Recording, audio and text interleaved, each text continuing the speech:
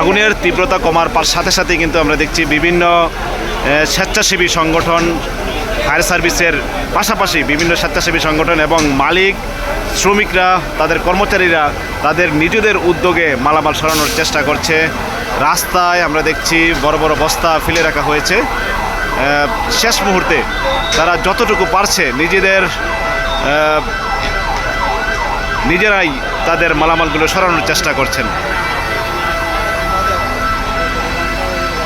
এখনও কিন্তু প্রচুর ধোঁয়া আমরা দেখছি, সেই ধোঁয়া উপেক্ষা করে মালামাল সরাতে চেষ্টা করছেন মালিক, কর্মচারী, শ্রমিক সহ বিভিন্ন স্বেচ্ছাসেবী সংগঠনের নেতাকর্মীরা এখানে আছেন।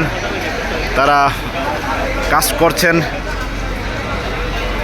যতটুকু সম্ভব, যতটুকু মালামাল রক্ষা করা যায় সেটা কিন্তু ফায়ার সার্ভিসের পাশাপাশি তারা কাঁধে কাঁধ মিলে সেই মালামাল রক্ষার চেষ্টা করছেন।